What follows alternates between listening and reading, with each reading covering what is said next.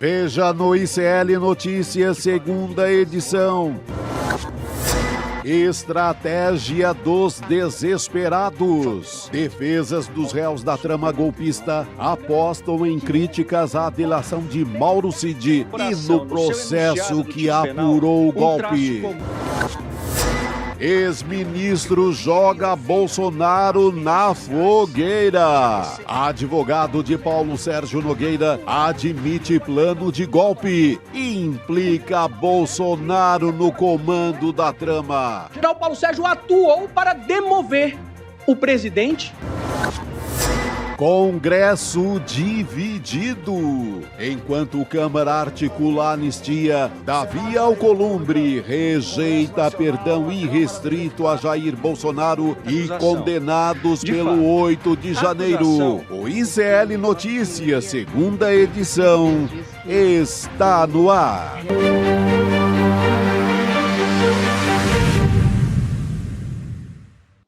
Olá, boa tarde. Seja muito bem-vindo, seja muito bem-vinda. O ICL Notícias, segunda edição, está começando. Já estamos ao vivo nos canais do Instituto Conhecimento Liberta.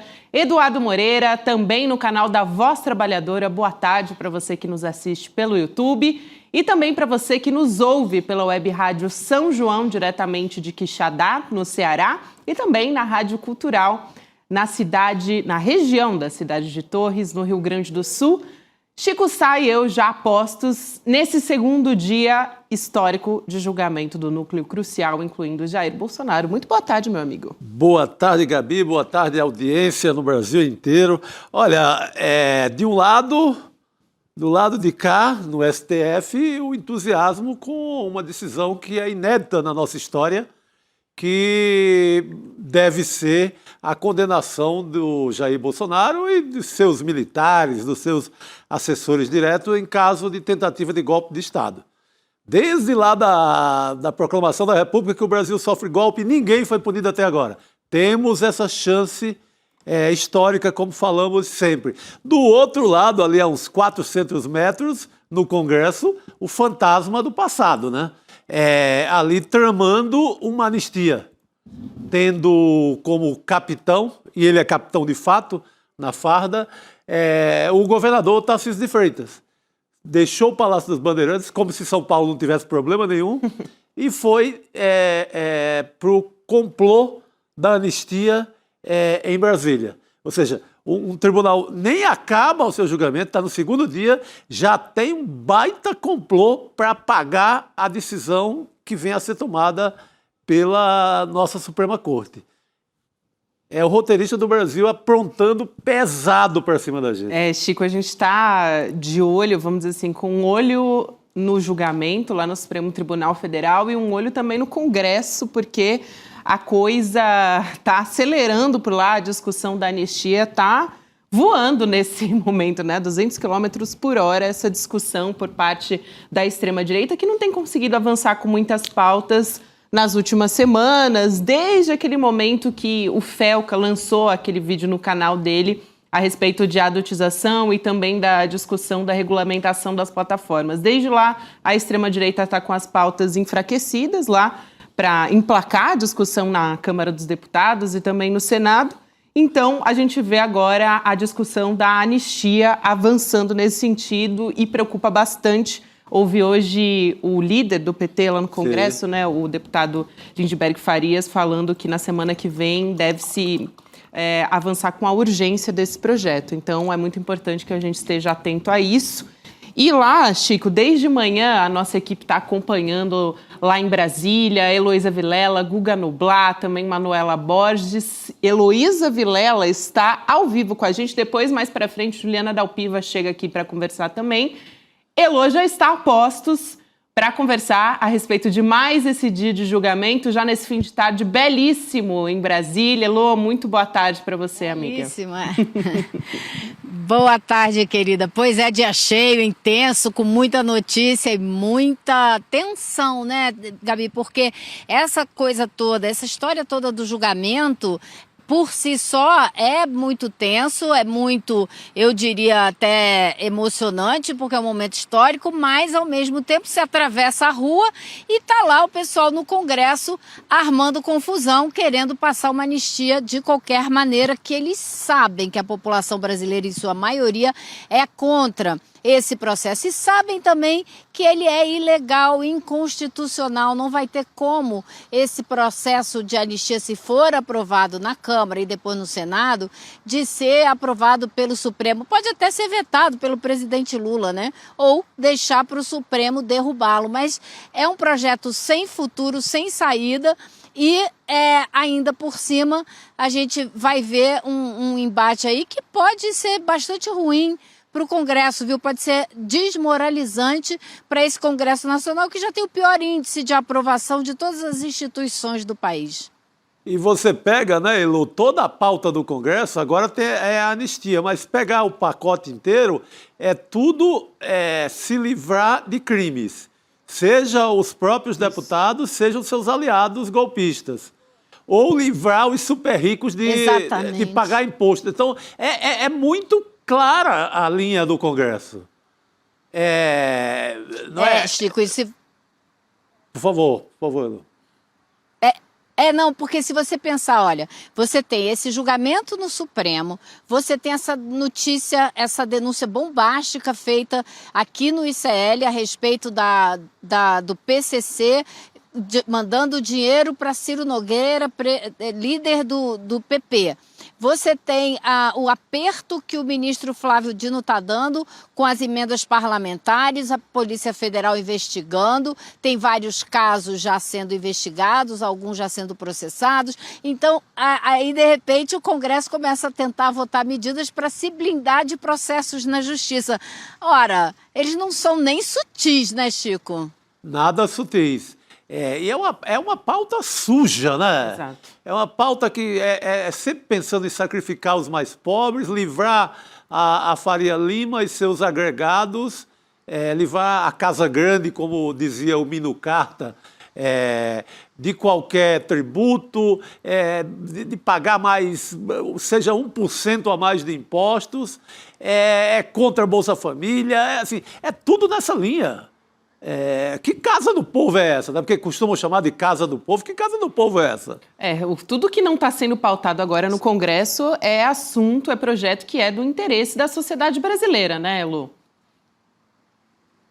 Pois é, casa só se for do povo, né? Cheio de braço para pegar o que não deve por aí, porque do povo mesmo tá difícil. Mas existe uma briga muito grande de um grupo de deputados aqui para que realmente o Congresso trabalhe por pautas que são do interesse da maioria da população, como essa da isenção para quem paga, a isenção de imposto de renda para quem recebe até R$5 mil, que é uma pauta de super interesse da grande, vastíssima maioria da população brasileira. Então existe essa briga. Agora, eu cheguei aqui no Congresso há coisa de umas 2 horas e entrei, já encontrei o líder do PT, o Lindbergh Farias, dando uma entrevista para um canal de televisão e dizendo aquilo que a gente viu ele dizer hoje de manhã aqui no ICL, num vídeo que ele postou na internet. Está, assim, enfurecido com essa manobra que está rolando para tentar pautar algum tipo de anistia. E agora a gente tem no Senado o senador Davi Alcolumbre, que é o presidente da casa, que dizia que não ia votar anistia de jeito nenhum, dizendo agora que pode votar algum tipo de anistia modificada, que não vai incluir o Bolsonaro. Quer dizer, não tem que ter anistia nenhuma, vamos falar sério, eles têm coisas mais importantes para a população para se preocupar, né? Exato, Elo, acho muito importante você trazer esse termômetro, né? A Elo que estava de manhã acompanhando o julgamento no Supremo Tribunal Federal e agora à tarde também muito sintonizada com tudo que está acontecendo no Congresso Nacional, né? Até porque isso está passando e é bastante rasteiro isso avançar num momento como esse, em que todo o olhar está voltado para esse julgamento, né? E tenta também descredibilizar essa pauta no Supremo Tribunal Federal. Agora, Elo, a gente separou aqui alguns trechos das falas dos advogados de defesa, né, de cada um dos réus. Hoje foi um dia importante porque os advogados do Jair Bolsonaro também fizeram ali a sustentação oral. E os advogados do Bolsonaro, a defesa do Bolsonaro, buscou atacar a credibilidade da delação do Mauro Cid, uma estratégia que outros advogados já usaram também. A denúncia do Procurador-Geral da República, o Paulo Gonet, que foi feita ontem, né? O Celso Villardi, um desses advogados, ele insistiu naquela argumentação de que ele não teve tempo para analisar todos os documentos desse processo. É algo que a defesa do Bolsonaro já vem falando há bastante tempo. Então, a gente traz o trecho dessa fala em que o Celso Villardi está justamente questionando as falas do PGR, do Paulo Gonet. Vamos assistir e a gente volta a conversar. Vamos lá. Aliás, uma fala do procurador com data vênia, mas absolutamente contraditória, diz o seguinte: o golpe não se consumou pela resistência do Exército e da Aeronáutica, mas atingiu seu auge, aspas, atingiu seu auge com a perseguição de pessoas. Bom, mas se ele não se consumou, como é que ele atingiu seu auge? Ele não pode. Então, e aí eu explico muito facilmente. Porque, na verdade, o presidente Bolsonaro não tem absolutamente nada a ver com punhal verde e amarelo, com Copa 22, com absolutamente nada com o 8 de janeiro. Eu quero também ouvir depois, Chico, a sua visão sobre essa defesa do Bolsonaro. Eles dividiram ali o tempo, mas acho que a estratégia da defesa foi algo no caminho que a gente já esperava, né, Lu? Tentar descredibilizar, vamos dizer assim, o papel da PGR e também a participação do Bolsonaro nessa história, dizendo, não tem a digital do Bolsonaro ali, vamos dizer. E, na verdade, o golpe não se restringe ao 8 de janeiro, foi algo que sustentou o PGR, o Paulo Gonet, e foi um dos momentos mais importantes até da fala dele, né? Ligando o Bolsonaro a um processo que não se restringe ao 8 de janeiro. Eu acho que tem duas vertentes aí, dois alicerces fundamentais nessa sustentação oral dos advogados do Bolsonaro. Uma é a primeira que você destacou no começo, que é tentar destruir de alguma maneira a delação premiada do Mauro Cid, já que muita coisa ele trouxe depois de 1, 2, 3 entrevistas, digamos assim, com a Polícia Federal e com o próprio ministro relator. Então, esse é o primeiro passo. Como assim que ele demorou não sei quantos meses para trazer essa outra informação e por aí vai? Não dá para confiar nele, essa é a resposta principal.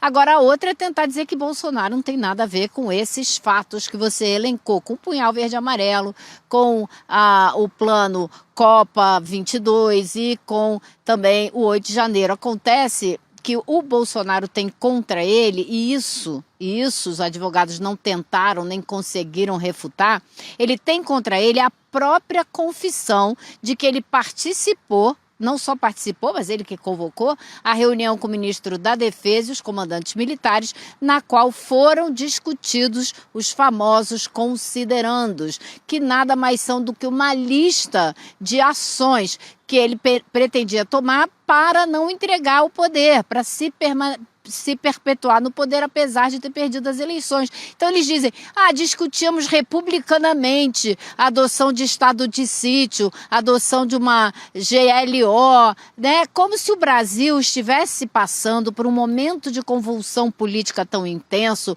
com gente se matando nas ruas, para justificar a adoção de alguma medida dessa de exceção. Então isso eles não conseguem refutar, porque não tem como, porque tem testemunha e mais de uma testemunha. Não é o Mauro Cid, são 2 outros comandantes militares. Não, gente, houve a eleição, o resultado da eleição. Lula ganha a eleição, qualquer coisa a partir disso, reunião de conspiração, comandantes militares, qualquer história desse tipo é golpismo. Insatisfação com o resultado da eleição e o desejo maluco de permanecer no poder. Está muito bem descrito pela denúncia, ponto a ponto. Se você colocar aquilo entregar para um roteirista de minissérie ou de cinema, seja do que for, é quase um roteiro pronto. Dá para você visualizar toda a trama golpista, com reuniões de Bolsonaro, com o comandante da Marinha mais atrevido, querendo já começar ali naquela hora não é, a rebelião golpista com o exército e a aeronáutica. Opa, peraí, por aí vai. Não tem outra história. Isso é tentativa de golpe aberta. Mas é um golpe em andamento, porque se desloca um táxi, Uber, para assassinar o Alexandre de Moraes. Tem um plano de envenenamento do Lula em ação. Ali, o Lula num palanque, o cara colado, o cara no mesmo hotel. O que é isso, gente? É já colocar em curso, né? As reuniões, Chico, que você cita, principalmente aquelas dos dias 7 e 14 de dezembro, né, com os membros das Forças Armadas, a verdade é que o Vilad, ele quer, ali é claro, né, um advogado de defesa, então ele está tentando crer o contrário, que o Bolsonaro, ele usa essa palavra, ele foi dragado para os fatos que culminaram no 8 de janeiro. Na verdade, não existiria 8 de janeiro sem o Bolsonaro. O Bolsonaro começou lá no 7 de setembro de 2021, esse discurso mais forte, mais golpista. Isso. Né, Lu? Sim. Exatamente, ele incitou a população, ele promoveu na cabeça dos seguidores dele a ideia de que a eleição brasileira era fraudável, que se ele perdesse só ia ser por através de uma fraude, que as urnas eletrônicas não são confiáveis. Então, uma série de mentiras que ele difundiu ao longo do governo dele, que fizeram a cabeça de muita gente, infelizmente, que tem muita gente até hoje que ainda acredita. Eu entro aqui no Congresso e volta e meia eu me deparo com gente usando camiseta e fazendo manifestação contra o nosso sistema eleitoral. Foi isso que ele produziu. Ele produziu gente que não acredita mais em vacina. Ele produziu, então, várias ideias nefastas que a gente vai levar muito tempo para reverter. Aliás, o Ministério da Saúde já está conseguindo reverter isso aí, aumentando muito, graças a Deus, o índice, graças a Deus, graças ao trabalho, né, da ciência e do governo de reverter isso. Mas é uma destruição que ele promoveu que realmente é inacreditável. Elo, e até tem outros advogados ali que acabam desconstruindo justamente isso que a defesa do Bolsonaro está tentando montar, essa linha de defesa, né?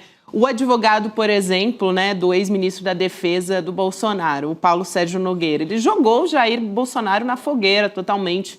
É a manchete que a gente está vendo aqui na tela e que você pode acompanhar em detalhes também no nosso site.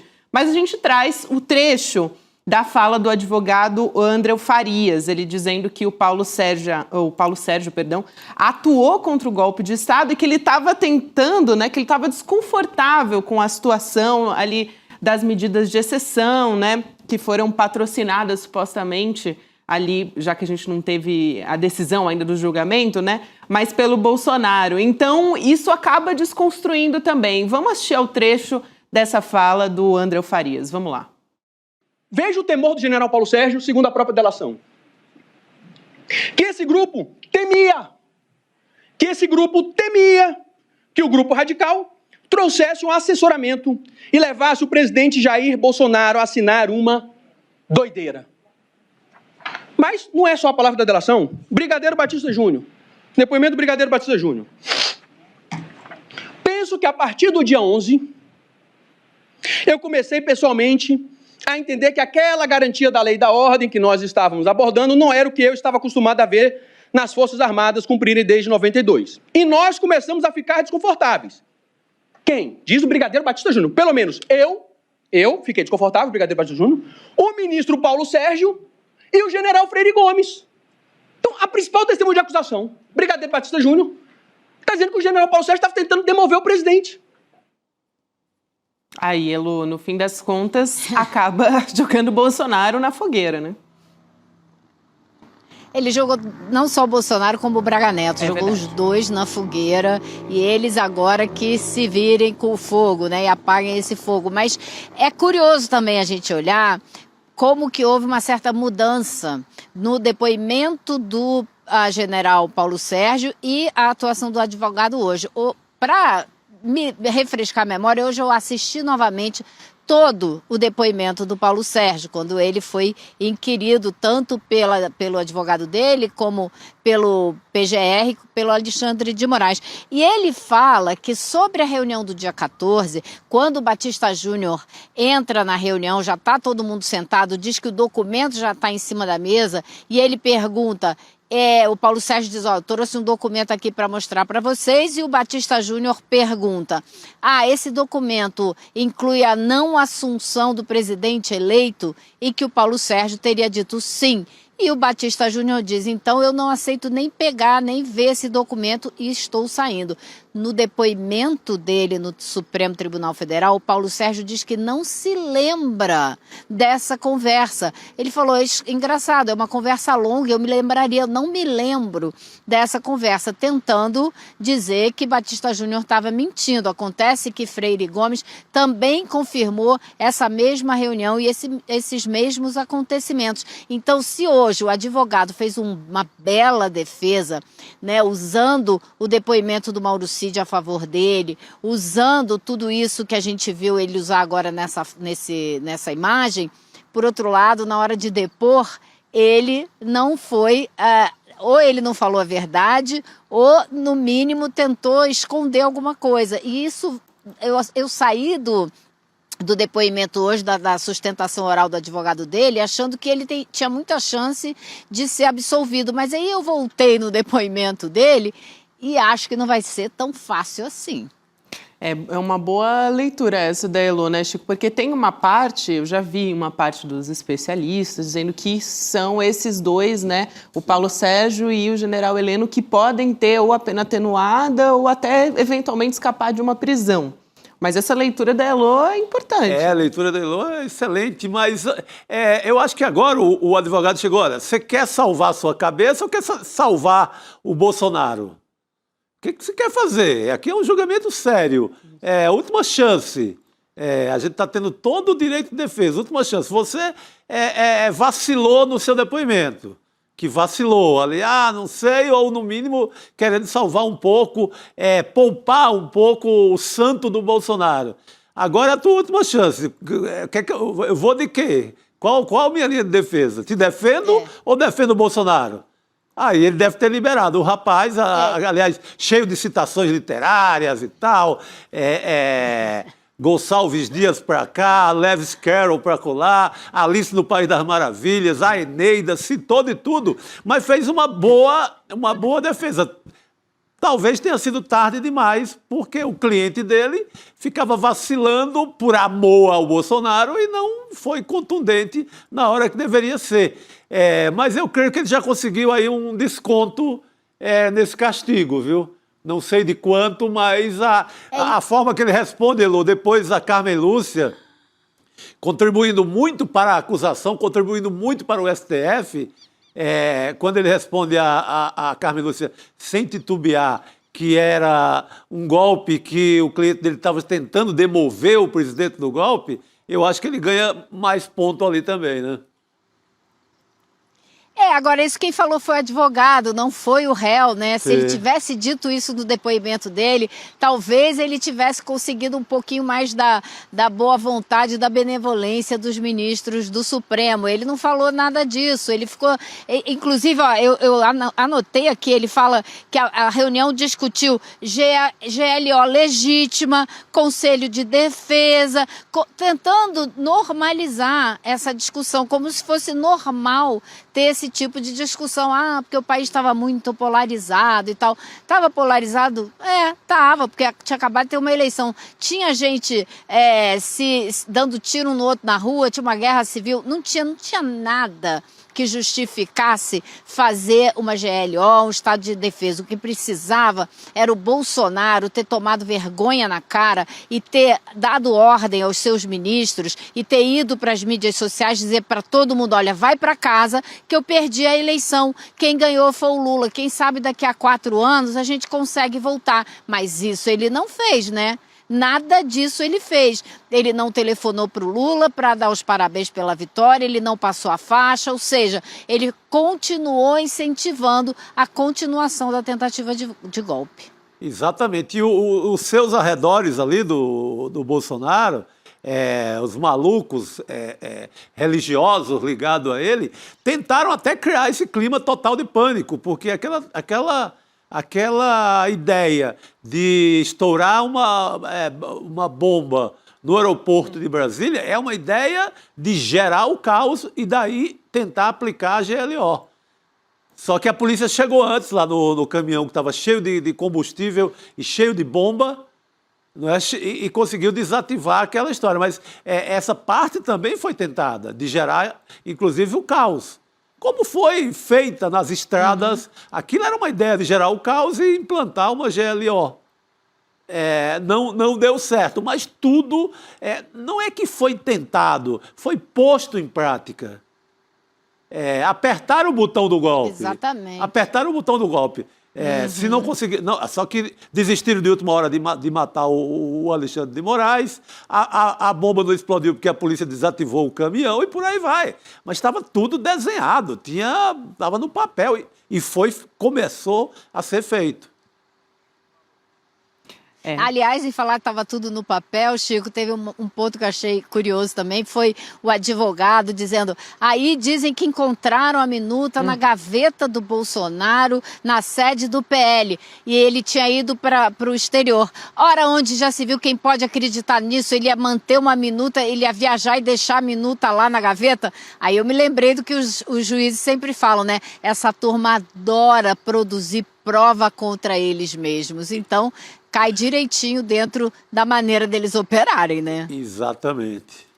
É bem importante isso, e além dessa questão, né, da reunião e tudo mais, teve um momento que ele falou publicamente, né, o Paulo Sérgio Nogueira, sobre a efetividade das urnas, né, quando ele estava ali naquele grupo que queria investigar a efetividade das urnas eletrônicas, e ele também falou que ele não via efetividade ali na comissão eleitoral, depois teve que pedir desculpas públicas, então tudo isso parece que vai se perdendo, né, ao longo da história, mas a gente está aqui para lembrar disso também. Posso ir também para a defesa do Braga Neto, que eu acho que importante, porque na sequência foi ele que fez a sustentação oral, né, o advogado que é o José Luiz Oliveira Lima, que é o conhecido como Juca, ele ficou ali nos 5 minutos iniciais também elogiando os ministros do Supremo Tribunal Federal e foi naquela linha também de criticar, né, de tentar desqualificar a veracidade da delação do Mauro Cid. Então, mais um que seguiu essa linha. Só que tem uma contradição que eu acho importante da gente observar, antes de trazer o trecho da fala dele, que é que ele cai numa contradição, porque ele reclama da velocidade do processo, né? E, ao mesmo tempo, ele cobra velocidade porque o cliente dele, que é o general Braga Neto, está preso. E ele está aguardando o julgamento preso. Então, vamos assistir esse trecho, prestando atenção nessa contradição também. Vamos lá. Tem mais 19 procedimentos correlatos com a inicial que foi apresentada a Vossas Excelências. Não seria razoável que as defesas, e todas as defesas pleitearam, e todas as defesas tiveram seus pleitos negados? E um procedimento, eminente ministra Carmen Lúcia, que tramita no juizado especial, dura 9 meses. Este procedimento, da data do recebimento da denúncia até hoje, nós estamos falando em 6 meses. Aí, Elon. Pois é, então, 6 meses foi bem rápido, né? Para quem está preso pode não ser, mas para um processo como esse, muito grande, foi realmente veloz esse processo, não há a menor dúvida. Agora, a questão central do advogado, do Juca, foi a delação do Mauro Cid, e tem toda a razão de ser, por quê? Tem pontos da acusação que são difíceis, né? Você, por exemplo, o Mauro Cid contou para a Justiça, só 15 meses depois da primeira delação, aquela história do dinheiro na caixa de vinho. Um dinheiro que só ele testemunhou a respeito desse dinheiro. Dinheiro esse que ele não viu, que ele disse no tribunal, que ele não... A Fux questionou ele disse que não abriu a caixa ou a bolsa ou o que fosse para ver que tinha o dinheiro lá dentro. Ele sabia que era dinheiro, mas não viu o dinheiro. Como não tem mais ninguém atestando a respeito dessa transação, eu acho que é uma coisa que é importantíssima, mas que é frágil, tem uma fragilidade, né? Então, assim, a Justiça vai escolher acreditar no Mauro Cid sem uma outra prova, porque os gastos, esse dinheiro seria para financiar operações de fechamento de estrada, acampamento e tal. Se esse dinheiro foi entregue em dinheiro vivo, como você vai provar que essas coisas foram pagas com este dinheiro, né? Então, é uma parte importantíssima, uma revelação muito importante que Mauro Cid fez, mas que, a meu ver, e desde o começo, no julgamento, eu olho para isso com uma certa dose de pé atrás, porque eu acho que não é fácil comprovar esse fato específico que recai sobre o Braga Neto. Até acho assim que o Braga Neto está enfiadíssimo no golpe, mas realmente essa parte do dinheiro ficou faltando, né, por parte do delator, mais detalhes, mais riqueza. Ele até conta que o Braga Neto bota o pé em cima do dinheiro e fala da sacola, detalhes, mas faltou mais um reforço aí nessa história. Mas é um personagem que estava em plena Praça dos Três Poderes, mascando um chicletinho ali, todo fagueiro, animando o auditório, animando a turma, dizendo, não largue ainda o osso que vai ter novidade, vai ter coisa boa aí para nós. Era esse cara. O Juca, o advogado, ali elogiou, fez o papel dele, do grande general, um general com uma bela biografia, etc. Mas era um general que estava mascando seu chicletinho e animando a turma toda de fanáticos, dizendo, segura aí que vai acontecer alguma coisa. Que alguma coisa é essa? Se já tinha resultado da eleição? Sim, se já tinha diplomação? Se Lula já estava eleito? Qualquer resultado é um resultado muito suspeito. O que é que vem aí, depois da eleição? Depois de posse celebrada a posse, inclusive no tribunal. Tudo certo, urnas apuradas, tudo... vitória comemorada nas ruas. E você vem com o seu chicletinho... E assim, exemplo do... Seu chicletinho. Não, e ele que era vice, né? Candidato a vice na chapa do Bolsonaro, a exemplo do Bolsonaro também não tomou nenhuma atitude republicana, qual seja, de ligar, dar os parabéns ao vencedor, falar da derrota, pensar no futuro político. Nada disso foi feito. Ficou só aquela confabulação. Vai no palácio, conversa com o Bolsonaro, sai de lá, fala com os apoiadores, sabe? O comportamento deles não ajuda, né? Em nada.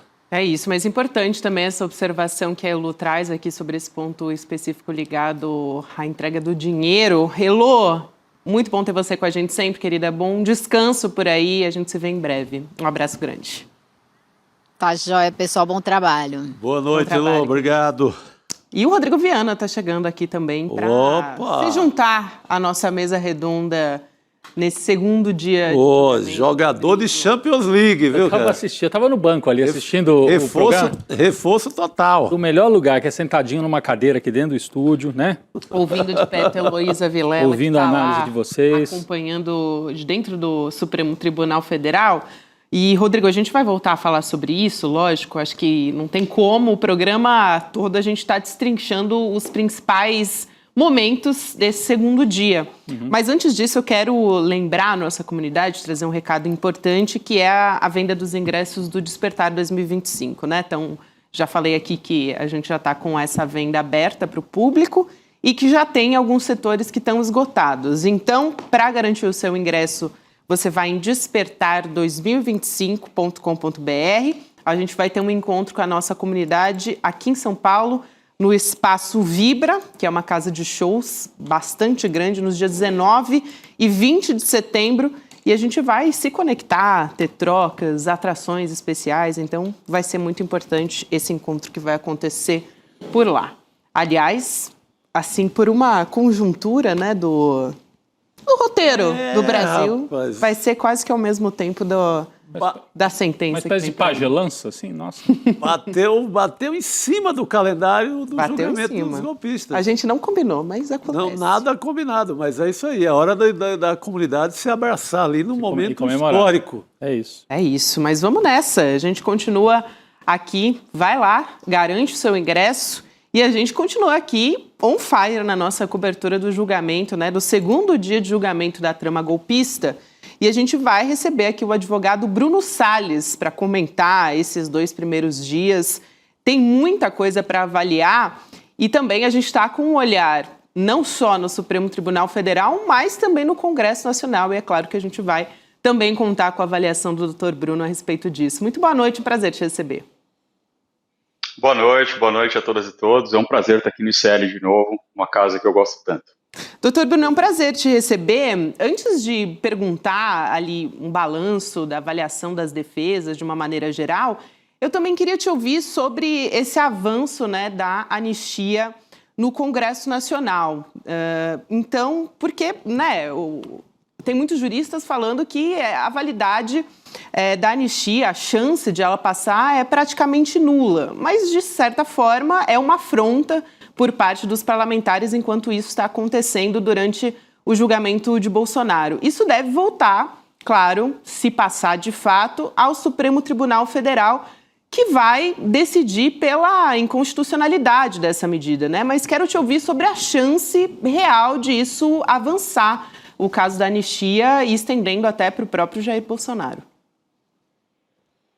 Olha, essa anistia, acho que em primeiro lugar ela é uma vergonha, né? A gente tem que falar com todas as palavras que é vergonhoso a gente, antes do final de um julgamento, antes de sequer saber se haverá uma condenação, a gente já tem uma discussão sobre anistia, ou seja, isso já é uma assunção de culpa, uma assunção de que houve crime, porque você só anistia quando você tem crimes, e quem disse se tem crime é o Poder Judiciário.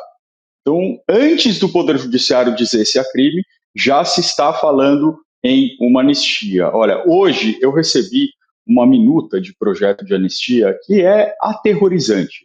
Ela simplesmente colocaria o Bolsonaro na rua amanhã e o deixaria elegível para as eleições de 2026, além de acabar com todos os inquéritos do Supremo Tribunal Federal que tenham conexão com o inquérito da fake news, com o inquérito que foi instaurado para defender a corte, ou seja, deixaria a corte completamente desprotegida, tiraria a condenação de qualquer pessoa que teve qualquer tipo de condenação em que envolveu fake news, ainda que tenha sido mentira, ainda que tenha desinformação, desde 2019, ou seja, pegaria toda a pandemia, toda a desinformação da pandemia estaria perdoada, teria efeitos no direito eleitoral, então quem ficou inelegível nesse período, como o ex-presidente Jair Messias Bolsonaro, estaria de volta ao pleito. Então é um projeto, assim, basicamente permitindo qualquer tipo de crime. Perdoaria qualquer crime, qualquer pessoa que foi condenada pelos crimes contra o Estado Democrático de Direito, ainda que não tenha processo, ainda que não tenha investigação em andamento. Então, uma anistia para o passado, para o presente e para o futuro. Olha o tamanho dessa gravidade. Ou seja, se uma pessoa entrou em negociações com o governo estrangeiro nesse período, para que esse governo invada militarmente o Brasil, ela estaria exonerada por conta dessa anistia. Então, é um projeto bastante perigoso, bastante vergonhoso, cujas chances de passar, elas também nos causam bastante calafrio. Eu acho que também faz parte do campo progressista uma pressão para o outro lado, porque se fala muito em pacificação, que essa anistia seria necessária para pacificar o país. Ora, a gente tem que mostrar que não, que é o contrário, que se tiver anistia vai ter guerra.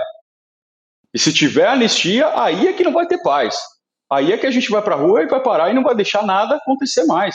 A gente precisa fazer essa pressão desse lado, né? Como a extrema-direita faz muito bem. Então, se a extrema-direita está fazendo uma pressão homérica para garantir a impunidade contra os crimes contra o Estado Democrático de Direito, nós deveríamos também estar fazendo uma pressão homérica para garantir que o Estado Democrático de Direito não sofrerá mais ataques.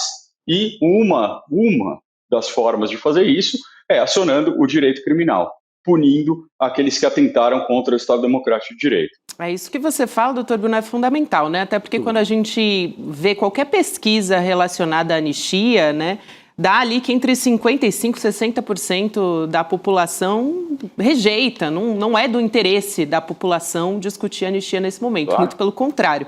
Agora, eu quero trazer um trecho aqui de uma discussão, né, um texto que foi escrito pelo doutor Bruno, que envolve um personagem importante dessa história, Rodrigo. E aí, na sequência, eu vou passar para você também. Mas ele traz um olhar, né, sobre o desembarque do União Brasil e do PP dessa base governista, que tem tudo a ver com o que a gente está conversando. E isso está sendo articulado pelo governador de São Paulo, né? Então, a ideia dos partidos é pautar justamente a anistia e viabilizar o Tarcísio como herdeiro da extrema-direita. Então, vou trazer aqui, vou abrir aspas para esse trecho do Dr. Bruno Salles, que ele diz o seguinte: para o Tarcísio, essa proposta o colocaria como o herói que articulou a anistia, ao mesmo tempo que retiraria o principal empecilho para o seu projeto de poder, o próprio Bolsonaro. Ontem, enquanto Jair Bolsonaro começava a ser julgado, ele também começava a sofrer um golpe de seus próprios aliados, que hoje entendem que sua morte política é o melhor caminho para o projeto da extrema-direita. Esse é um trecho aqui do texto, né, do artigo que foi escrito pelo Dr. Bruno Salles, e acho que também tem a ver com um pouco como a imprensa está se articulando nesse sentido. Não, eu queria trazer só mais duas informações, assim, até acho que o Chico também podia participar aqui com a gente, dessa história da anistia. O Tarcísio passa a ser personagem central disso, porque Tarcísio só vai ser candidato se o Bolsonaro der um empurrão e disser ele é o meu candidato. Isso. E o Bolsonaro só vai fazer isso, a gente sabe, se o Tarcísio prometer ajoelhar no chão como um vassalo e disser eu te perdoo, meu primeiro ato vai ser te anistiar. Bom, Tarcísio se mudou para Brasília e está lá articulando a anistia. Duas coisas. Isso não é unanimidade, você já falou, Gabi, muito longe, ao contrário, é minoritário na população brasileira. Ontem eu fui ao velório do jornalista Mino Carta e o Lula estava no velório e havia muita gente do governo, gente até da comunicação, e conversando com o povo, me disseram assim, olha, essa coisa da anistia, eles estão dando de barbada assim que vão ganhar, porque tem a maioria no Congresso, mas vamos colocar para debater na sociedade. Vai ser ruim você defender isso nesse momento. Vai ficar com a pecha, ele está fazendo acordão por cima. Isso eleitoralmente vai ser um peso para o Tarcísio carregar. E mais do que isso, não é unanimidade nem na elite tradicional brasileira, tanto que hoje, Chico, você chamava a nossa atenção no grupo de jornalistas aqui do ICL, editorial do Globo, puxando a orelha do Mota e do Tarcísio, dizendo não aprovem. Acho que a gente tem até o título do editorial, a manchete aí. Ou seja, é a família Marinho falando, né, Chico? É importante isso, né? É um cabo eleitoral forte falando. Tarcísio, você está indo longe demais. Olha o título aí. Anistia é afronta à Constituição, Chico. É um editorial forte, duro, de um grupo que apoia abertamente uma possível candidatura do Tarcísio de Freitas, dando um pito ali no seu candidato. O Estadão cobra também o Tarcísio hoje, que é outro grupo também de apoio a essa mesma linha política. Cobra o fato dele ter desacreditado na justiça e começar a trilhar esse caminho de um golpe via pedido de anistia. Então você tem um descontentamento, né, doutor Bruno, na própria base de apoio, na base de apoio financeiro, na base de apoio midiático, você tem esse descontentamento, provando que é uma doideira, como disse um dos advogados hoje no segundo dia do julgamento. Eu vejo da seguinte forma, a nossa elite financeira e midiática quer o poder de volta, quer estar de novo com as rédeas nas mãos. E com o Bolsonaro eles não têm isso. Então o Bolsonaro é hoje o grande empecilho, não para a esquerda, para a direita. A direita precisa acabar com o Bolsonaro. Então, o que a gente viu hoje é um projeto de lei extremamente carregado, e eu vou fazer aqui uma pequena cronologia do que me fez escrever esse texto. Tá? Analisando as notícias ontem, a gente começa a ver Tarcísio em Brasília, falando sobre anistia, coisa que ele evitou ao máximo, evitou colocar a mão nisso. Mas tem uma sutileza que em algumas notícias você vê líderes do PL e o próprio Tarcísio dizendo, olha, a gente vai negociar com o que tem. Uma anistia que acabe com a inelegibilidade do Bolsonaro é impossível de passar. Ou seja, o que a direita tradicional quer?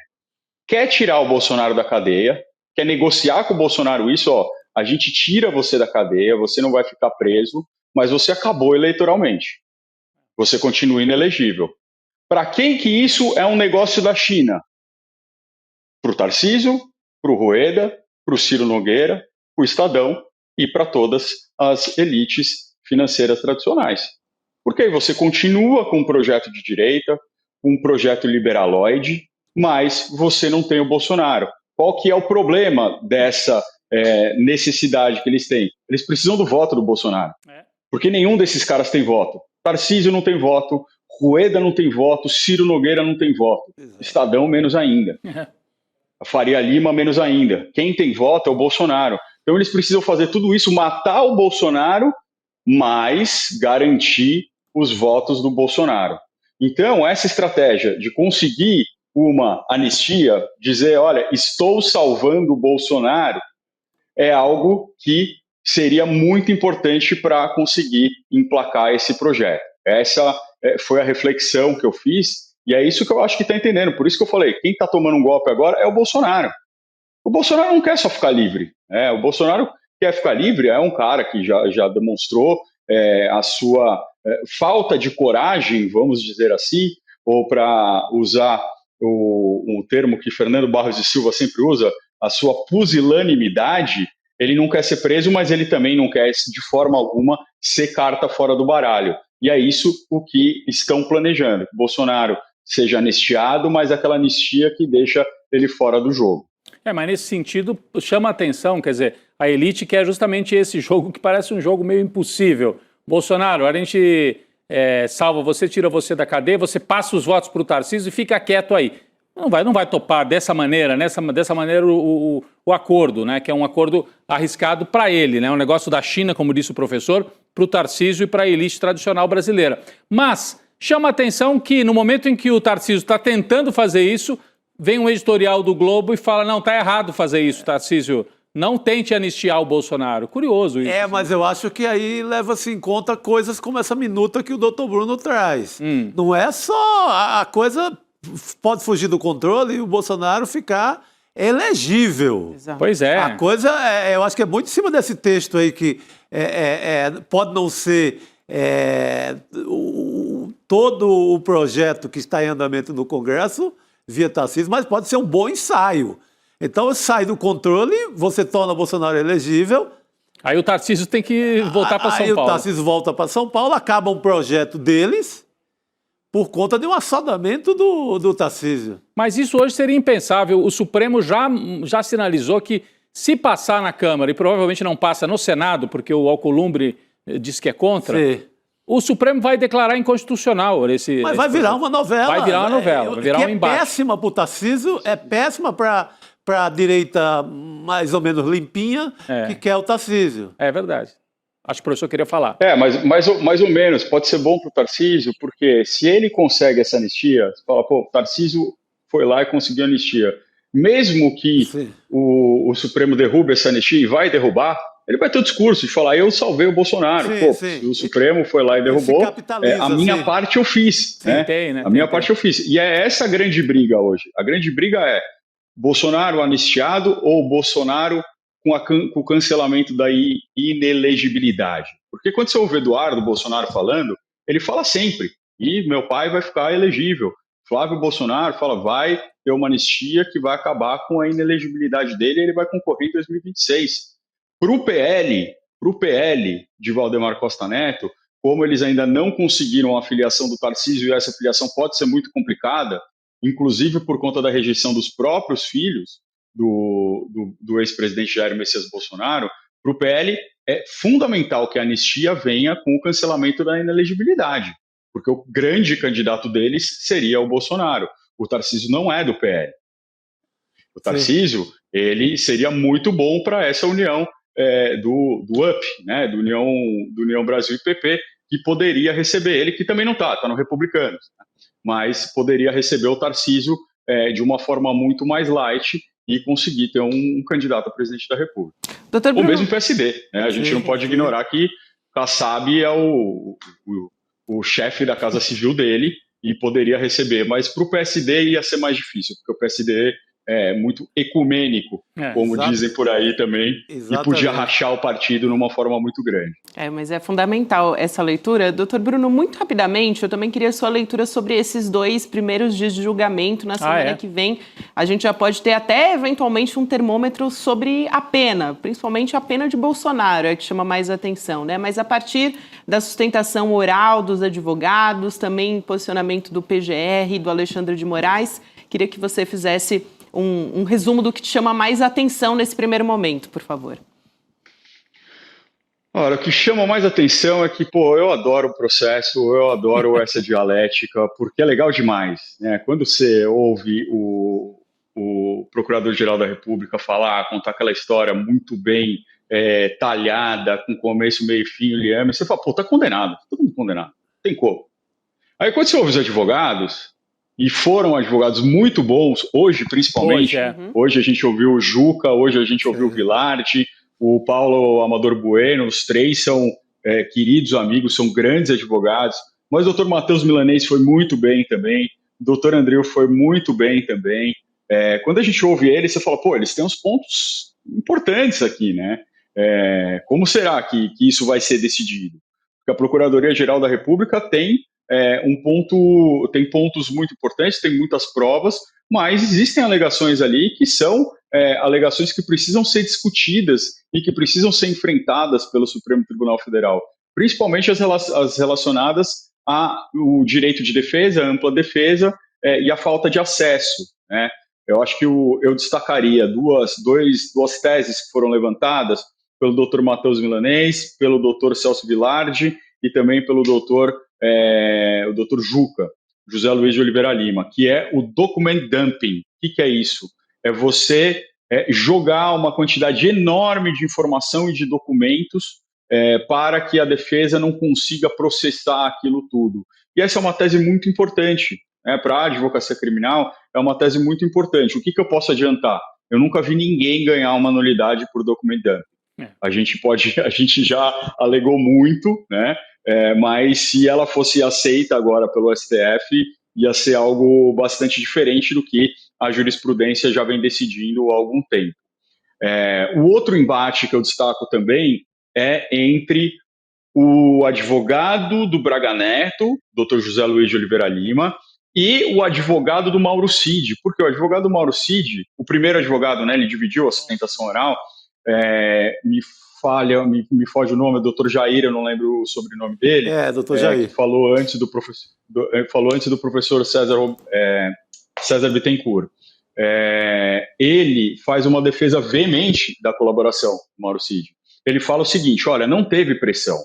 E não foram várias versões ou depoimentos diferentes. O que aconteceu é que a Polícia Federal, quando foi investigando e encontrando novos elementos, chamava de volta Mauro Cid para prestar esclarecimento.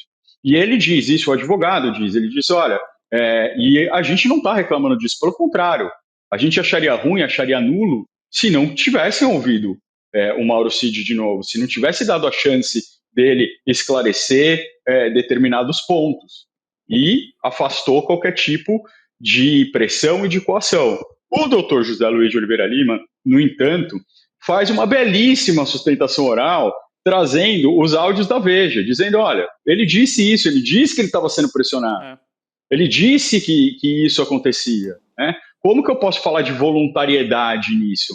Então você tem um embate muito grande, porque por um lado você tem o próprio advogado do Mauro Cid, e o próprio Mauro Cid disse várias vezes que aquilo tinha falado da boca para fora, que estava num momento difícil, que não foi pressionado de forma alguma, então ele já desmentiu esses áudios, e aqui a gente vai ter uma dialética muito importante para saber se vai sobreviver essa colaboração ou não, e se ela sobreviver, se ela é crível e suficiente para condenação.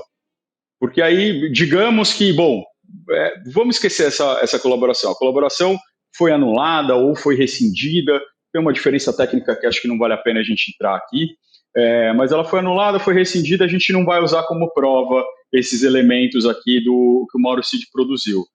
Mantém-se um arcabouço probatório suficiente para uma condenação? E acho que talvez para alguns casos sim, para outros casos não.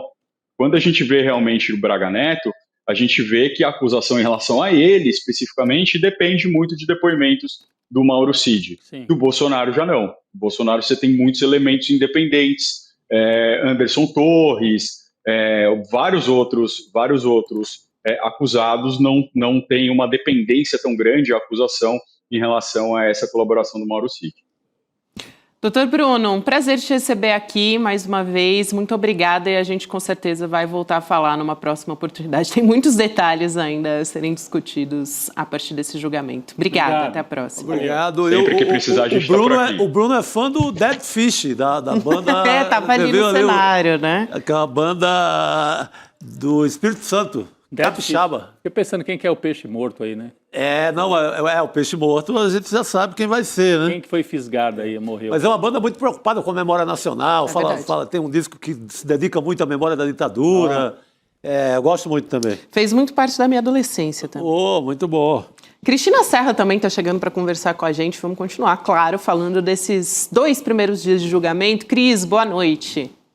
Boa noite, Gabi, Chico e Rodrigo. Boa noite. Cris, a gente tem destacado alguns trechos, principalmente das falas dos advogados. Agora há pouco a gente conversava com o doutor Bruno Salles e ele falava do Celso Vilardi, que é um dos advogados do Bolsonaro. A gente já assistiu até um trecho da fala dele no começo do programa, mas ele dividiu o tempo com o Paulo Bueno, essa sustentação oral, né? Os advogados do Bolsonaro. Vamos trazer um trecho também para a gente voltar a discutir a defesa do Jair Bolsonaro? Vamos lá.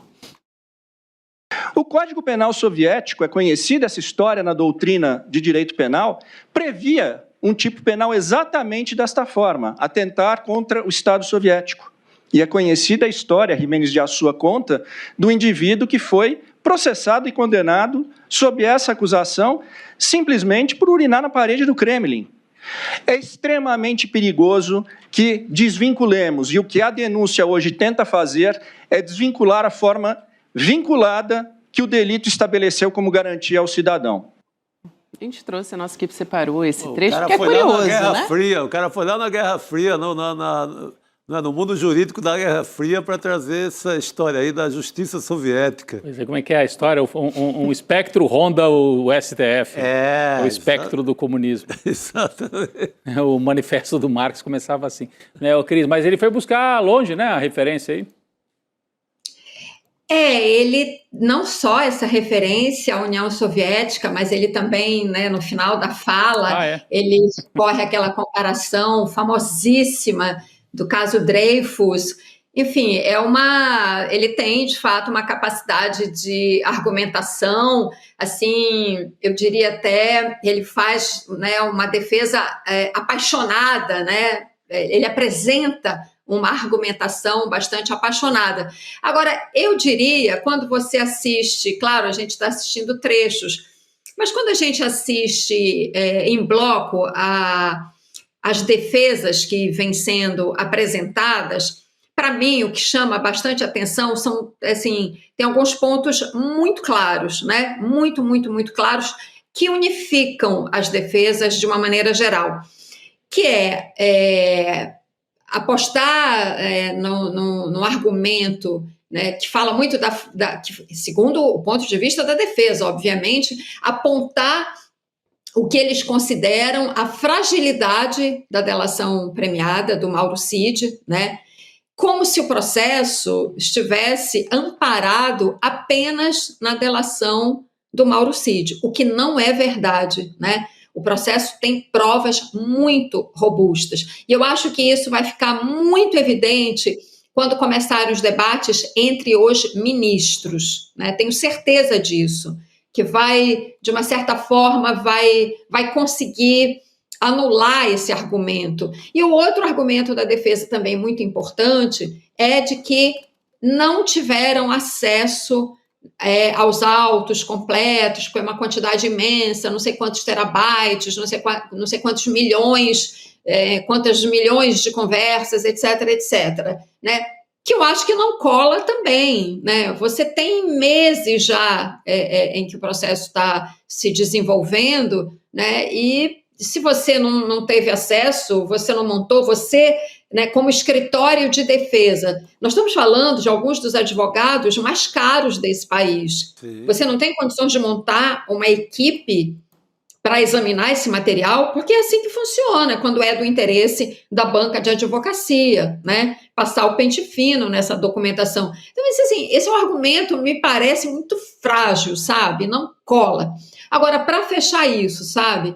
O que eu observei em algumas falas, certamente aí isso vai aparecer em algumas delas, são falas dos advogados que estão prontas para serem recortadas e inundarem as redes sociais, os canais digitais extremistas, né, para colocar um carimbo, né, para referendar aquela tese da extrema-direita no Brasil, que o Brasil vive sob uma ditadura da toga, uma ditadura do judiciário e que o Alexandre de Moraes é um ditador.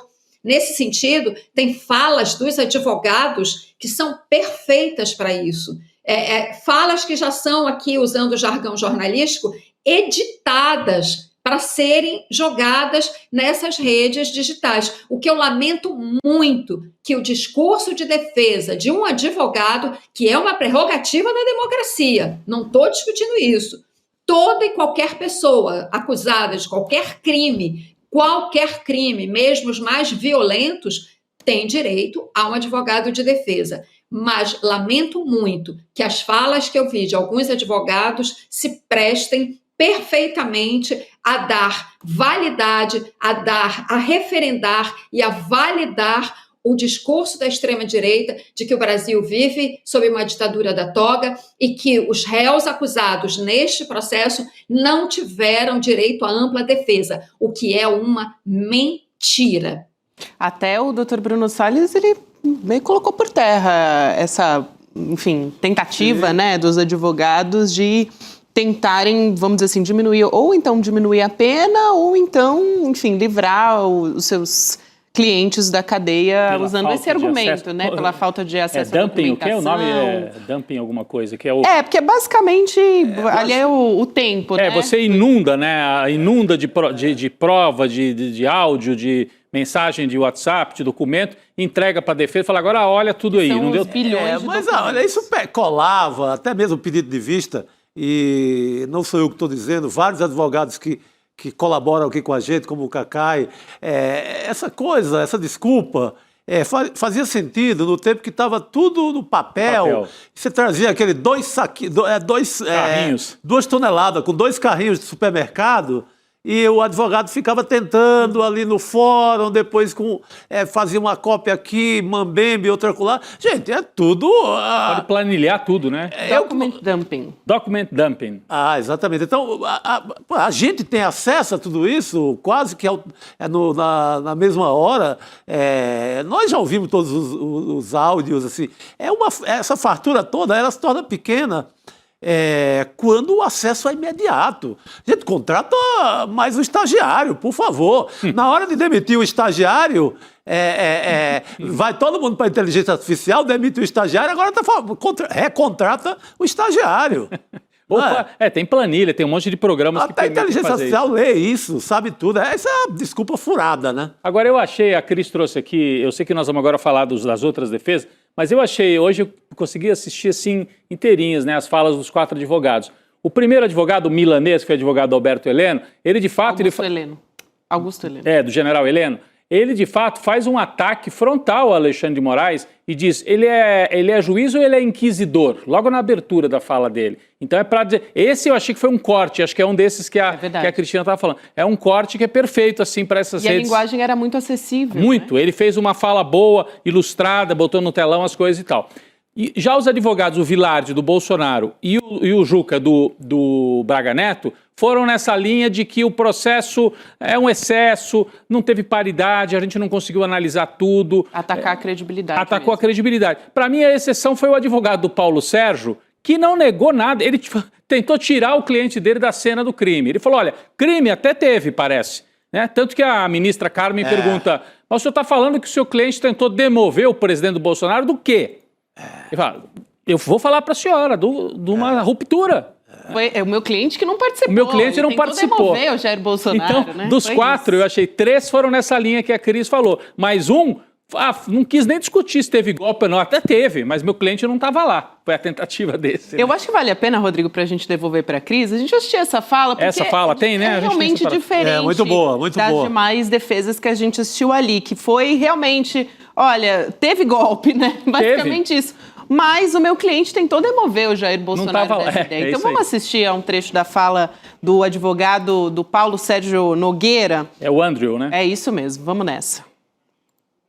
Um esclarecimento, porque Vossa Senhoria, eu copiei aqui 5 vezes, diz que o réu, neste caso, o cliente de Vossa Senhoria, aspas, estava atuando para demover o presidente da República. Demover de quê? Porque até agora todo mundo diz que ninguém pensou nada. Claro, claramente, Vossa Excelência. Demover de adotar qualquer medida de exceção. Muito obrigado. Atuou ativamente. E a prova dos autos. Obrigado. Muito obrigada.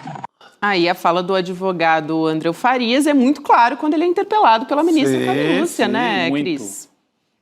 É justamente isso, Gabi. Essa é uma estratégia mais inteligente, me parece, do ponto de vista da defesa, porque as provas de que houve sim a articulação para dar um golpe, elas são tão claras, né, como a luz do dia. Isso. E isso vai aparecer durante os votos dos ministros, né, que não adianta ir por aí, porque não fica crível, né? E a estratégia também de tirar a credibilidade do processo para um advogado de defesa que se diz democrata, né? Que deve, né, por princípio, entender o seu papel numa democracia, ele tentar descredibilizar o processo no Supremo, eu considero uma estratégia muito perigosa, né? Que inclusive vai criar mais, me parece que criaria assim, uma zona de fricção, né, maior com os ministros. Então, qual é a estratégia mais inteligente? Diante da abundância de provas, sim, tem um problema lá, né, mas o meu cliente não participou, que é o que esse advogado do Paulo Sérgio Nogueira tenta fazer, entende? Me parece mais inteligente do ponto de vista da defesa, porque não é crível você chegar, um advogado chegar agora e dizer, não aconteceu nada, não tem prova de nada, a delação não presta, esse processo é um abuso, as pessoas estão tendo, os réus estão tendo o seu direito de defesa cerceado. Além de ser uma estratégia ruim, cria uma zona de fricção com os ministros, sabe? E é ruim para a democracia. Não entra na minha cabeça que um advogado que entenda, inclusive, o papel do advogado numa democracia, apele para uma estratégia tão rasteira. É o que me parece. É isso, Cris, eu concordo com você. E aí, para a gente também equiparar um pouco, comparar, na verdade, a diferença dessas estratégias, porque uma característica muito parecida entre essas sustentações orais todas foi tentar descredibilizar a delação do Mauro Cid e também o processo como um todo. E a gente traz como exemplo aqui a fala do advogado José Luiz Oliveira Lima, que é o Juca, que está defendendo o Braga Neto. Então a gente traz um trecho dele argumentando que esse acordo deveria ser anulado, o acordo com o Mauro Cid, né, por não ter provas. Vamos assistir, a gente volta a conversar. Ele faz este acordo às pressas, sem anuência do Ministério Público. Eu quero dizer que eu sou um defensor do acordo de colaboração premiada. Eu acho que é um exercício do direito de defesa. Fundamental. Mas ele tem que ser coerente, ele tem que ter provas do que se fala. Pois bem. A Cris já tocou nesse ponto, mas acho que vale a pena reforçar isso mais uma vez, né? A delação do Mauro Cid não está sendo... Parece que só a delação do Mauro Cid está sendo usada como base para todo o julgamento, né? Tem documento, a gente tem câmeras, tem uma série de provas. Mas é que em relação, celulares, mas né? é que em relação ao Braga Neto, eu concordo, Gabi, em relação ao Braga Neto... Voltar da prisão, né? Também aquela questão da entrega do dinheiro. Se você derruba a delação do Mauro Cid, você, acho que não salva o Braga Neto, mas alivia bastante a situação para ele. Então, por isso que acho que de todos os advogados, o Juca foi o que foi mais firme nessa tática de tentar derrubar... Porque para o cliente dele... O cliente dele... derrubar a delação funcionaria. Eu não sei se a Cris tem alguma informação ou análise sobre isso, né? Alguma chance de essa delação cair como um todo, né? Geraria algum tumulto processual, né? Se ela cair como um todo, né, Cris? Ele, especialmente esse advogado, deu muita ênfase na questão da entrega do dinheiro, né, daquela sacola, que de fato é um ponto controverso da delação, porque o Mauro Cid, ele fala, ele não é muito seguro com relação ao local onde houve a entrega do dinheiro, enfim, então esse advogado soube explorar este ponto. Então, para a estratégia de defesa do Braga Neto, esse, de fato, é um ponto fundamental. Mas esse ponto não desqualifica a delação inteira. E, novamente, o mais importante, a delação foi corroborada por uma série de provas, né?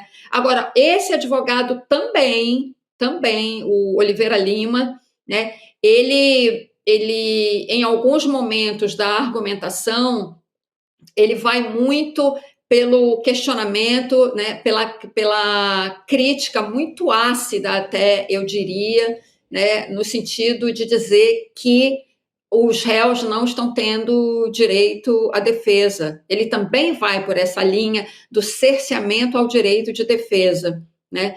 E acho essa estratégia, como eu disse, bastante perigosa, né?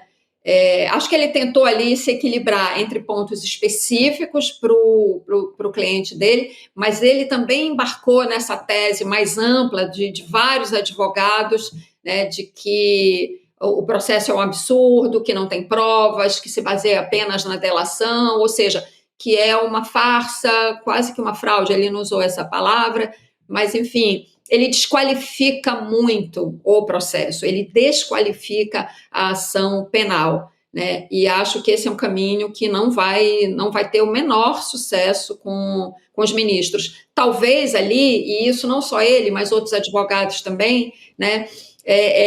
Digamos assim, eles tentam buscar o que eles enxergam, né, como pontos de fragilidade, que eles podem explorar alguma fragilidade, talvez na esperança, né, de criar ali, de abrir possibilidade para uma discussão em torno de alguns aspectos processuais, na questão da dosimetria também, e apelando muito também para a sensibilidade do Fux, né? É impressionante como os advogados todos, né, fazem salamaleques ao ministro Fux na esperança de abrir alguma divergência na primeira turma a partir do Fux. Enfim, isso aí a gente só vai conseguir entender melhor se essas teses calaram fundo ou não no coração do Fux quando começarem os votos dos ministros. Que, aliás, sempre tinha aquela olhadinha pro Fux, né? Colabora aí, rapaz. Você é mais caridoso e tal, vamos ver o que é que você faz por a gente. E talvez o Fux diminua as penas, mas eu acho que também vai votar, vai ser 5-0. Eu aposto muito no 5-0, ele vai votar, ele não vai ter essa ousadia de discordar da casa. Ele vai na tese, vai condenar, mas vai diminuir as penas, é o meu entendimento assim. Mas, olha, cara, o Braga Neto, tudo bem, então não tinha o dinheiro, vamos supor, não tinha o dinheiro. Aí só se livra da questão de que ele ajudou a financiar. Foi só o agronegócio que financiou sozinho, o dinheiro apareceu voando, desceu lá, né? Sabe aquele dinheiro que sai, igual no Alto da Compadecida? O dinheiro vem lá, então vou pegar aqui e vou financiar o golpe. O dinheiro não tem mais dinheiro, tudo bem, mas tem ele incentivando na Praça dos Três Poderes, tem ele em reuniões com Bolsonaro, tudo isso é dito pelo Cid.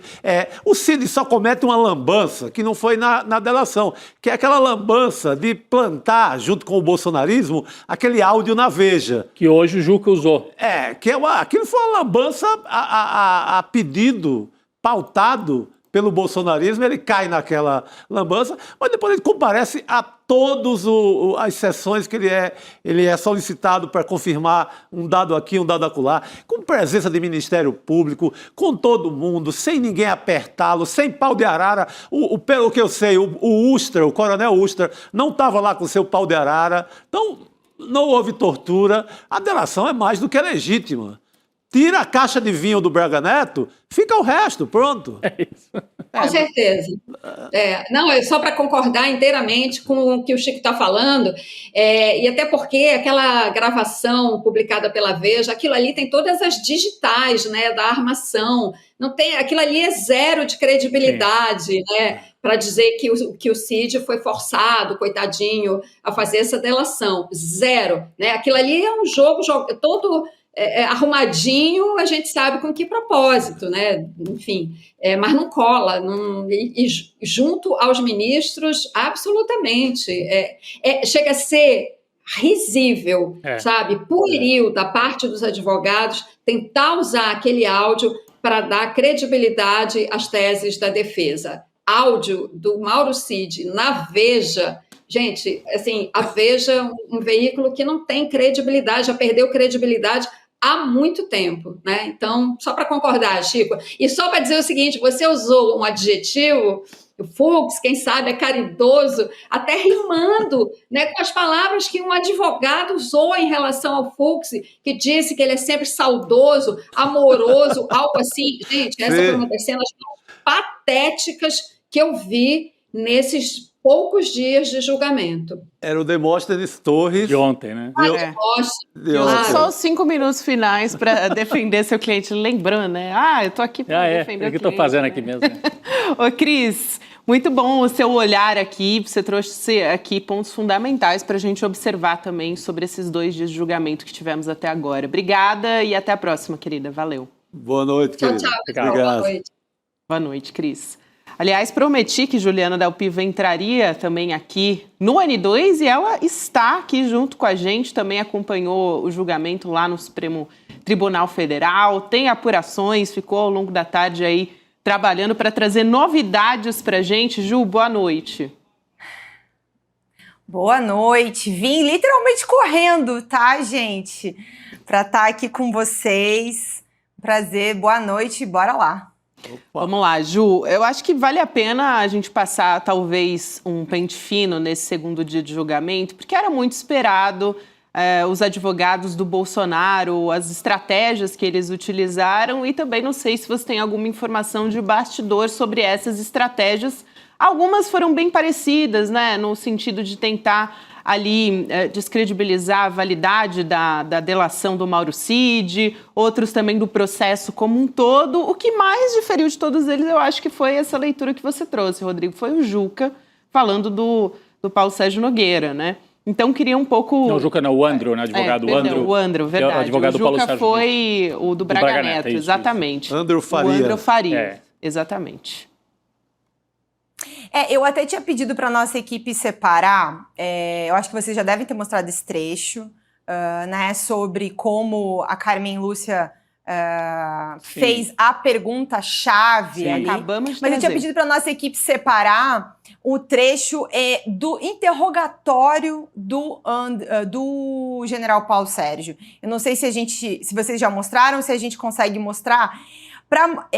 Há uma diferença, sabe? E aí eu quero contar um pouco de bastidor sobre a sessão, né? Como é que estava esse clima lá. Não sei Vamos se a gente nessa, coloca trazer esse trecho e a gente volta a conversar. Vamos lá. O que o senhor disse que piorou, que precisava de coesão, era porque estaria escalando a possibilidade de golpe, é isso? Não, o que eu via e ouvia nas mídias sociais, eu tinha receio de uma liderança levantar o braço ali e sei lá, a gente pensa tudo nesse momento. Eu era o ministro da Defesa, então eu estava de fora vendo, às vezes o comandante não enxerga, não estava vendo. Só para a gente reforçar aqui. Uma aliviada, né? Boa, né? Esse é um vídeo da fase do interrogatório lá do Paulo Sérgio Nogueira, né? Não é de agora. Por isso que eu acho que é importante a gente ouvir as palavras do próprio general Paulo Sérgio, no dia em que ele teve a oportunidade de ficar de frente ali com o ministro Alexandre de Moraes. O que eu notei, né? O Paulo Sérgio, como a gente já comentou aqui ontem, foi o único dos réus que estava lá na plateia da sessão no início do julgamento ontem. Passou o dia todo lá, em alguns momentos do lado do advogado dele, do Andro, e em outros momentos sozinho. Vocês vão lembrar, nesse interrogatório, um pouco adiante, ele chega a dar uma bronca no advogado, quando o advogado começa a perguntar sobre uma reunião que ele chama os comandantes das forças, e aí ele até se irrita e fala, mas você vai me perguntar da reunião? E aí ele fala, mas general, né, meio que querendo dizer que é para te ajudar. Ele não fala, ao longo do interrogatório, que evitou medidas de exceção do Bolsonaro. Ele suaviza muito todas as medidas. Na narrativa dele, ele só nega os fatos, diz que só discutiu uma GLO. Ele não diz em nenhum momento que evitou que o Bolsonaro tomasse medidas de exceção para dar um golpe de Estado. Eu até revi alguns trechos hoje, ele dá uma segurada. Aí, hoje, né, gente, no momento em que o Andrew foi falar, o general não estava. Eu e a Elo até conversamos com o Andrew na saída para perguntar por que o general não foi. E aí ele disse, né, pra gente que ele estava ontem com uma tipóia no braço esquerdo, ele passou por uma cirurgia, hoje tá com dor, então por isso, por uma questão de saúde, ele não foi. Eu vou aqui fazer uma pequena aposta, tá?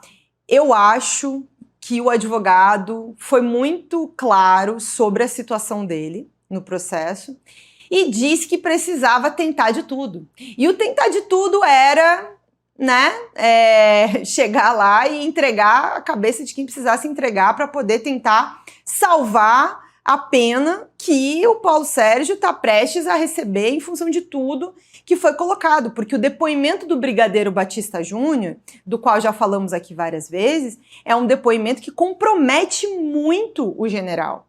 Ele fala sobre o dia em que, no dia 14 de dezembro de 2022, uma semana depois que o Bolsonaro apresentou os tais considerandos, ele é chamado brigadeiro, o general Freire Gomes, e o almirante Garnier para uma conversa em que o brigadeiro diz que tem a tal da minuta num saco plástico em cima da mesa. E aí o brigadeiro disse que ficou bravo, disse que perguntou se tinha alguma medida de exceção ali, que o próximo presidente não iria tomar posse. E aí ele sai.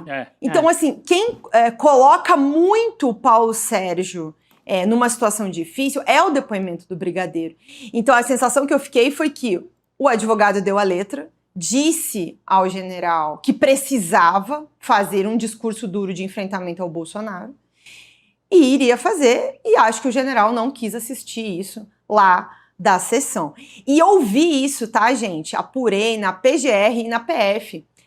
A acusação adorou a pergunta que a Carmen Lúcia fez e mais ainda a resposta que o Andrew Farias deu.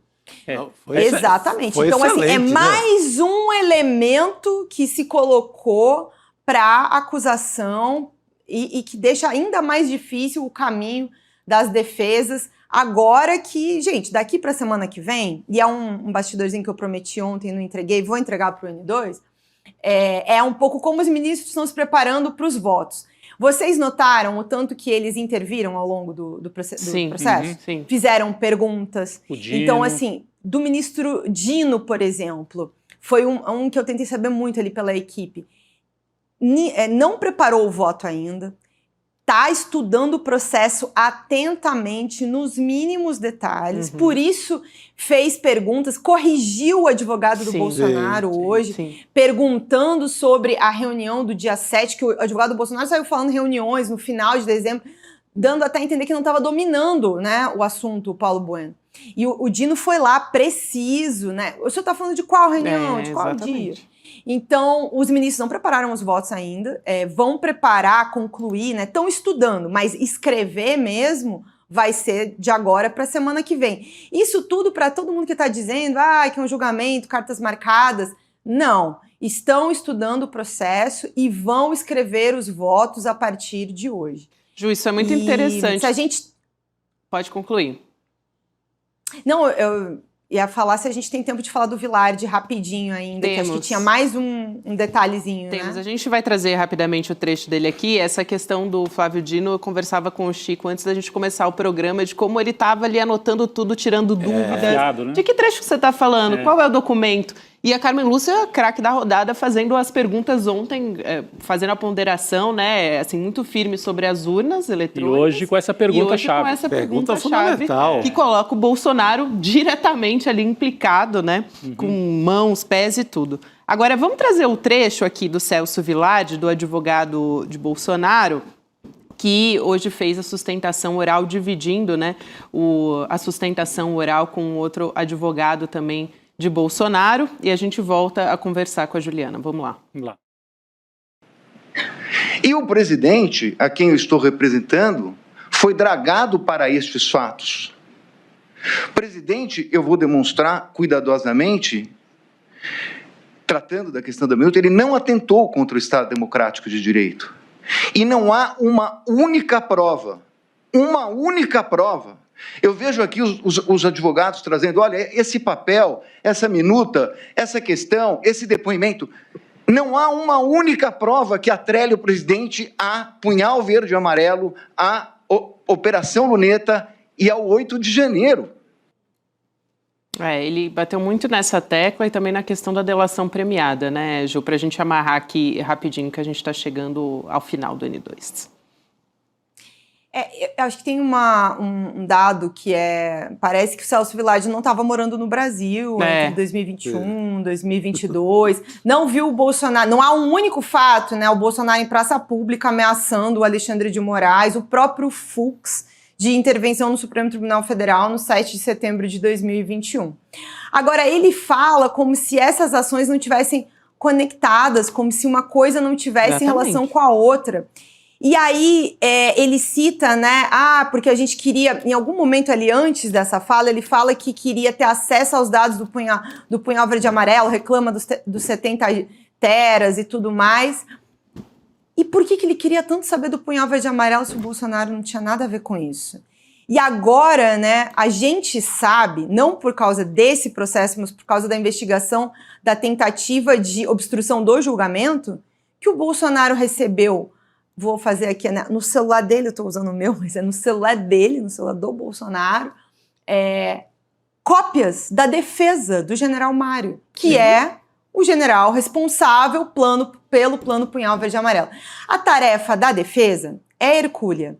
É um caminhão de provas, caminhão não, né, gente? Alguns caminhões assim, de prova. E aí falar o quê, né? Defender como. Então, assim, fizeram o que puderam, mas há uma avaliação, até ouvi isso também, entre advogados, PGR, PF, sobre terem explorado pouco. Inclusive, talvez uma das provas que a acusação deu à defesa. Se eles queriam tanto reclamar do problema da colaboração do Mauro Cid, eles citaram muito pouco como a Polícia Federal produziu um documento pedindo, né, a rescisão dos benefícios do Cid, apontando as omissões, e que foi entregue em novembro, antes do Cid citar essa situação de ter presenciado a entrega da caixa de vinho, né, com o dinheiro que o Braga Neto teria feito. Eles usaram muito pouco isso, eles ficaram muito atrelados às mensagens do Cid com o Luiz Eduardo Kuntz, que é advogado do Câmara, e não exploraram, inclusive, esse principal aspecto que está documentado, e está documentado pela Polícia Federal. Então, acho que o Juca fez a melhor apresentação como orador. Né? O Juca é um grande orador, já tinha feito uma defesa assim, bastante eloquente, fala bem na apreciação da denúncia, mas ele também tem uma tarefa muito difícil para enfrentar. Agora, o Celso Villardi, o que eu ouvi foi de estar abaixo até do que se esperava para esse momento, e eles pouco também se agarraram no principal argumento que eles usam tanto, que é que o Bolsonaro está perseguido, que isso é um tribunal de cartas marcadas, que sobrou um restinho do Paulo Bueno fazer alguma menção a isso, mas até assim, um pouco discreta. Eles não bateram concretamente nessa questão que eles tanto alegam sobre a perseguição. É bem interessante aqui, traz um outro olhar também sobre essa sustentação oral do Celso Villardi e das demais também. A gente vai voltar a conversar, Ju, em breve, porque tem muito ainda pela frente. Terça Obrigada. que vem. Bom trabalho por aí. Valeu. Tem amanhã também, né, gente? Que vocês sim. acham que a semana não acabou, não? Hoje é quarta-feira. Não, mas não tem amanhã sessão. ainda é quinta. Vamos nessa que ainda tem muito pela frente, Ju. Obrigada. Obrigado. Juliana Dalpiva aqui trazendo informação pra gente. E vamos nessa, então, Chico Sá, Rodrigo Chegou a hora. Chegou a hora. Chegou a nossa hora aqui. A gente vai ter provocação histórica agora na sequência, para você que está nos acompanhando. Craque, Luiz Felipe de Alencastro. Essa aí eu vou correndo para casa para jantar e ver o professor. Já vamos ficar de olho aqui. Que maravilha. Vai começar agora na sequência. E o tema, é o Império que está em ruínas. O declínio do Império Americano, assunto atualíssimo. É isso. Rodrigo Viana, Chico Sá, vamos nessa. Boa noite. Obrigado a vocês que nos acompanharam até aqui. Até amanhã. Até. Ano passado estava lotado, mais de 4.000 pessoas vibrando com Serginho Grosman, Renato Freitas, Fátima Bernardes Mocotó, Bela Gil. Eu me arrepio só de lembrar. E esse ano, em 2025, a gente vai fazer um evento ainda maior. Nunca foi tão necessário reunir as pessoas, conversar sobre as mudanças que o mundo está passando. E a gente reuniu o maior conjunto de nomes para se apresentar nesse palco. A gente vai ter aqui, esse ano, o Miguel Nicoleles para falar de inteligência artificial, a Marina Silva para falar da questão do meio ambiente, Frei Beto, Leonardo Boff, a ativista Leida Guevara, filha de Che Guevara. A gente vai ter aqui também palestras com os nossos especialistas de marketing, de negócio, de redes sociais, falando sobre as transformações que estão acontecendo no acesso às redes, na comunicação. Vai ser espetacular. E a gente vai ter muita diversão também, com Margarete Menezes, com Leone e com vários outros artistas que, novamente, vão botar a casa para tremer, vão botar as pessoas para dançar, as pessoas vão se abraçar, vão abrir sorrisos tão raros hoje em dia e juntos a gente vai começar a revolução necessária aqui no Vibra São Paulo. Um momento que vai ficar guardado nas páginas da história desse país.